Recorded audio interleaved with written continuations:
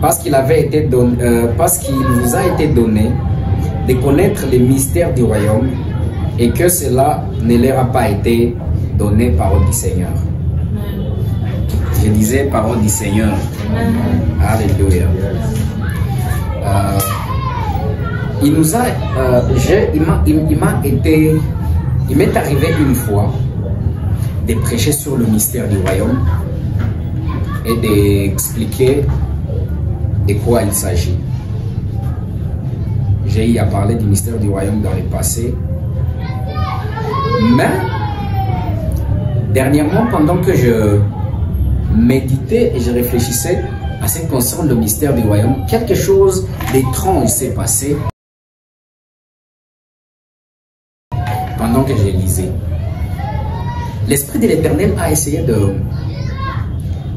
d'attirer mon attention sur quelques mots, et à propos de cela, j'ai eu à méditer par rapport à ce texte. Alors, pendant ces 2 ou 3 minutes, je vais essayer de vous donner la globalité de la situation, afin que je puisse commencer à expliquer les profondeurs de ce texte pour que vous puissiez comprendre et que nous soyons sur la même longueur d'onde. Amen. La Bible déclare et dit ceci: un semeur était en train de s'aimer. Mais pendant que le semeur s'aimait, une partie de sa semence est tombée le long du chemin. Vous allez vous rendre compte que plus tard, le Seigneur Jésus-Christ parle de 4 types de terres sur lesquelles la semence était tombée.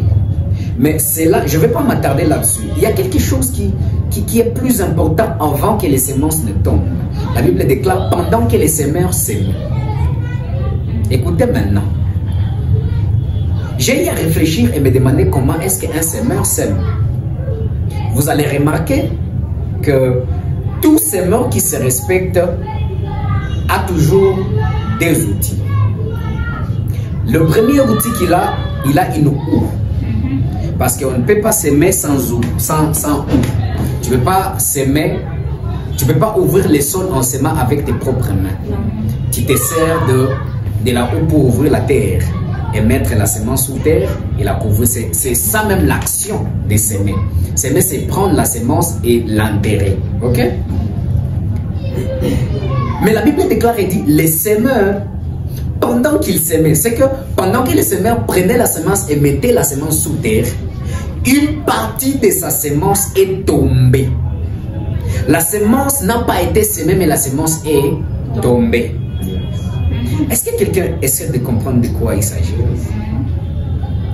Le deuxième outil que le semeur a, c'est un semoir.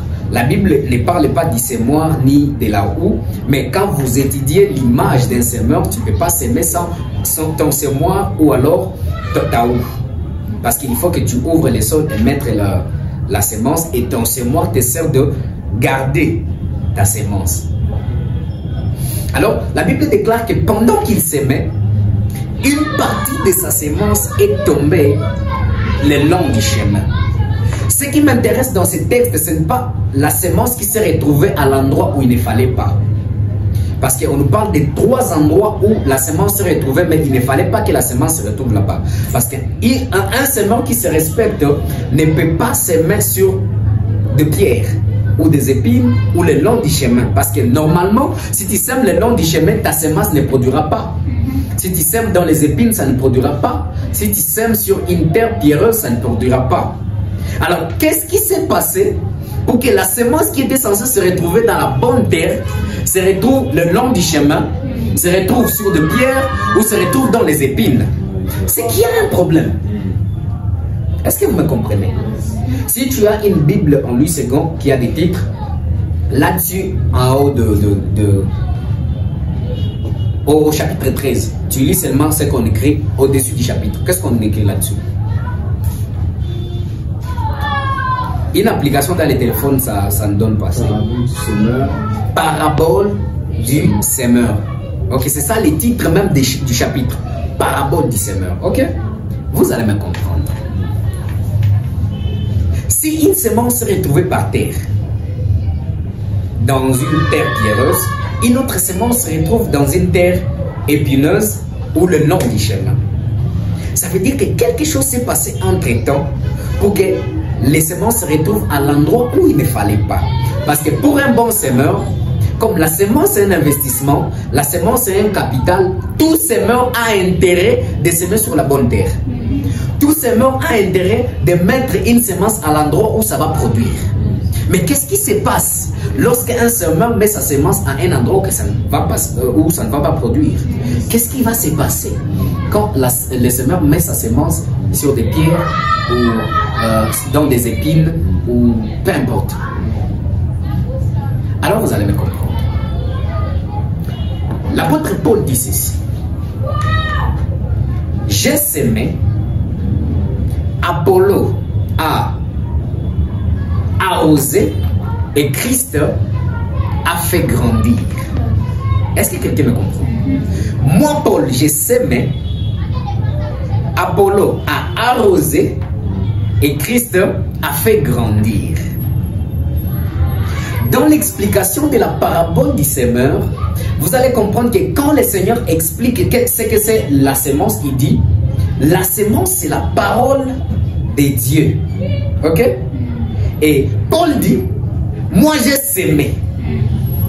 Qu'est-ce que Paul a semé? Paul a semé la parole de Dieu et Apollo a arrosé la parole de Dieu. Pose la question, c'est pas grave.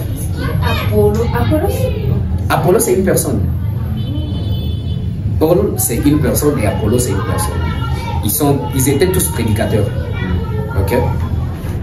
Écoutez maintenant. Apollo a arrosé pendant que Paul a semé.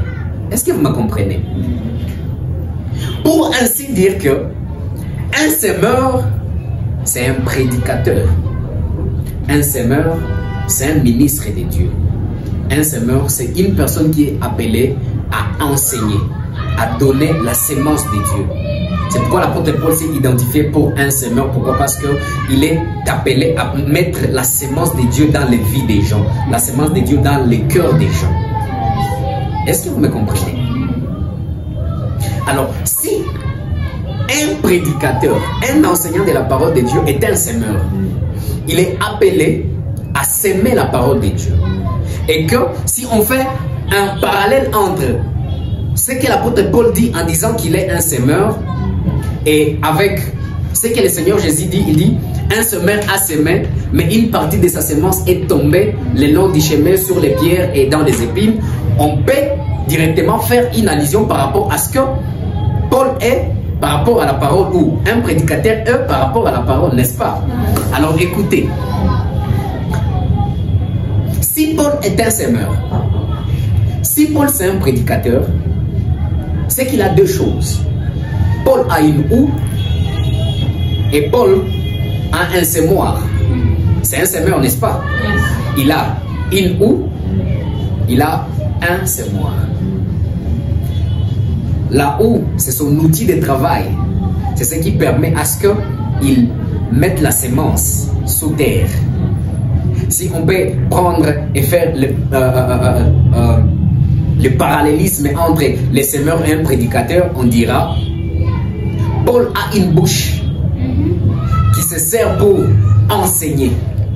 Mais il n'a pas seulement une bouche. Paul doit avoir un semoir dans lequel il stocke la semence. Pendant qu'il sera en train de s'aimer, il sera en train de prendre la semence dans son semoir afin de le faire passer au travers de sa bouche qui est sa houe et sa main, son outil de travail. Est-ce qu'il y a quelqu'un qui m'attend? Mais écoutez alors ce que la Bible dit. La Bible dit que la parole de Dieu soit abondante dans vos cœurs. Si je suis un prédicateur, je suis appelé à avoir la parole de Dieu en suffisance. Pas dans ma tête, mais dans mon cœur. Pas dans mes pensées, mais dans mon cœur. Pourquoi? Parce que tout ce qui est dans ta tête, c'est ta mémoire, mais tout ce qui est dans ton cœur a une valeur émotionnelle. Tout ce qui... J'aimerais dire à quelqu'un que tout ce que tu as dans ta tête, c'est du passé. Parce que quand tu mets une information dans ta tête, c'est pour que tu ne puisses pas l'oublier. Mais quand tu mets la parole dans ton cœur, c'est pour que cette chose-là reste vivante. qu'elle soit vivante. C'est pourquoi celui qui garde la parole de Dieu dans sa tête, ce qu'il fait, il ne fait que répéter ce qui est écrit. Mais celui qui a la parole de Dieu dans son cœur, il agit comme la parole. Pendant qu'il parle, ce n'est pas lui qui parle, mais c'est la parole, le Christ qui est en lui, qui s'est formé en lui, qui parle au travers de lui. Pendant qu'il marche, ce n'est pas lui qui marche, mais c'est Christ qui s'est formé en lui au travers de la parole, qui marche en lui. C'est pourquoi j'aimerais exhorter quelqu'un de ne pas garder la parole dans ta tête.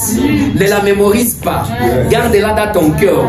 Elle aura une valeur émotionnelle. Au point où tu seras en train de parler, ça ne sera plus toi qui parleras. Car la parole qui vivifie, qui habite en toi, quand elle sortira de ta bouche, elle aura une puissance qui donne la vie. Est-ce que je peux avancer? L'apôtre Paul dit, la Bible dit, je m'excuse, la Bible dit que la parole de Dieu soit abondante à l'intérieur, soit abondante dans vos cœurs. Mais écoutez-moi maintenant. Si la parole elle doit être abondante dans nos cœurs, et que les semeurs, pendant qu'ils s'aimaient, une partie de la semence est tombée sur des pierres, une autre s'est retrouvée le long du chemin. Si la parole de Dieu elle doit être abondante dans nos cœurs, qu'est-ce qui s'est passé pour que une partie de la semence ne puisse pas produire de fruits? Parce que les résultats, ce n'est pas produire, c'est de ne pas produire de fruits. Sur les 3 types de terre, sur les 4 types de terre, 3 types n'ont pas produit de fruits. Pourquoi? Parce que la semence s'est retrouvée au mauvais endroit. Ok? Mais si le semeur c'est un prédicateur, qu'est-ce qui fait que la semence se retrouve au mauvais endroit? C'est ça la question que tout le monde se posera, n'est-ce pas? Alors écoutez ce que la Bible dit. Jésus en parla aux pharisiens, il leur dit: vous m'aimez par les paroles, mais vos cœurs sont loin de moi. Il dit encore une autre chose, il dit encore, il parle aux pharisiens, il leur dit comment est-ce que vous espérez dire des bonnes choses alors que vos cœurs sont remplis de méchanceté? La Bible déclare et dit: une source ne peut pas produire de l'eau, une bonne qualité d'eau et une eau amère. Une seule source ne peut pas produire ces 2 types d'eau. Est-ce que vous me comprenez? Une autre partie où le Christ était en train de parler, il dit c'est de l'abondance du cœur que la bouche parle. C'est lorsque ton cœur est rempli de choses que tu arrives à parler. Ok? Mais un autre texte dit ceci. Il dit: car c'est du cœur de l'homme que viennent les mauvaises pensées. Ok? Les mauvaises pensées viennent du cœur de l'homme. Alors, si on a un cœur mauvais, on ne peut pas prétendre dire de bonnes choses. Même si on les disait, ces choses n'auront pas de l'influence. Pourquoi? Parce que le cœur de la personne qui les dit est éloigné de ce qui sort de sa bouche. Ce qui sort de ta bouche, quand ce n'est pas un rapport avec ce qui contient ton cœur, c'est de l'hypocrisie. C'est un danger pour notre génération quand on aura à prêcher des choses qui ne font pas nos vies. C'est un danger pour notre Église si on peut enseigner des choses qui ne reflètent pas notre vie. Paul a dit: vous êtes une lettre qui doit être lue par tous. Ça veut dire nous ne sommes pas appelés à être des prédicateurs, mais à être des prédications. On n'est pas appelé à être des messagers, mais être des messages. On doit voir Christ au travers de nous, pas par nos paroles. Moi, je ne crois pas à ce type de message où les gens disent: écoutez et suivez ce que j'ai dit, ne suivez pas ce que j'ai fait. Non, non, non, non, non, non. Moi, je suis des gens qui disent des choses qu'ils vivent. Parce que David a dit: sonde mon cœur et tu vas te rendre compte que ce que j'ai dit n'est pas différent de ce que je pense. Donc ce qui remplit mon cœur et ce qui sort de ma bouche sont les mêmes. Pourquoi notre génération, il y a plus de prédicateurs, plus d'églises, plus de réunions évangéliques, mais il n'y a pas d'efficacité? Qu'est-ce qui fait que on puisse parler des puissants messages, on explique des rémas, on explique des profondeurs dans les Écritures, mais il n'y a pas une vraie transformation, il n'y a pas une vraie restauration? C'est parce que la sémence qui est dans le semoir n'est pas sémée, la sémence tombe. Parce que lorsque le cœur est éloigné de Dieu, il peut dire ce qu'il peut dire. Il peut prétendre être ce qu'il peut prétendre. Mais la réalité est que si la sémence de Dieu n'est pas en toi, cette sémence finira par tomber sur la mauvaise terre. Si le semoir est troué, la sémence finira par se retrouver sur une mauvaise terre. Pourquoi il n'y a pas de l'efficacité dans nos messages? Parce que nous disons quelque chose et nous vivons le contraire. Je prêche la sanctification, mais je suis le meilleur pécheur du quartier. Je prêche les offrandes, mais moi-même je ne donne pas. Je prêche l'amour, mais si on me voit, mon cœur est rempli de haine. L'apôtre Paul a toujours l'habitude de dire « Suivez-moi comme j'ai suivi Christ ». L'exemple n'est pas Christ, l'exemple c'est moi. Pourquoi? Parce que j'ai vu Christ. Christ s'est formé en moi. Comme vous me voyez, je suis l'image de Christ. Donc vous n'avez plus besoin de voir Christ. Vous avez besoin de me voir moi, parce que je reflète l'image de Christ. Qu'est-ce qui a fait à ce qu'un homme comme nous, l'apôtre Paul, puisse s'élever et dire « Imitez-moi, suivez-moi tel que j'ai suivi Christ ». Parce que ce qu'il disait n'était pas contraire et différent de ce qu'il vivait. Son cœur ne s'éloignait pas de ce qu'il disait. Ses pensées et ses paroles étaient pareilles. Parfois même, il lui arrivait de répéter des histoires dans certains de ses épîtres. Il écrit à tel, il écrit à tel, il écrit à tel. Mais vous sentez une certaine similarité. Il a écrit certaines choses assez de Galatie. Il écrit les mêmes choses assez de Corinthe. Pourquoi? Parce que il ne prêchait pas la parole d'abord. Il prêchait lui. Il était le message. Que Dieu élève des prédicateurs messagers dans cette génération. Que Dieu nous éloigne des gens qui amènent des messages. Mais que Dieu amène et élève des jeunes, des frères, des prédicateurs qui vont s'élever avec un message qui reflète, en fait, qui deviennent le message au lieu d'apporter le message. Que Dieu élève une génération de gens qui vont dire non à des choses et qui vont le prêcher. Et quand vous lisez l'histoire de l'église primitive, vous allez comprendre une chose. C'est que les messages de Dieu ou l'évangile n'était pas prêché en lisant les Écritures. Les Écritures étaient lues pour comparer leur vie par rapport au témoignage de Christ, en fait de l'expliquer aux autres. L'évangile était prêché par témoignage. Il n'y avait pas évangile de Marc, il n'y avait pas évangile de Jean, il n'y avait pas évangile de Matthieu à cette époque. Il y avait les témoignages de l'œuvre de Christ dans leur vie. Nous habitons une génération où tout est facile, tout est simple. Tout est simple dans notre génération.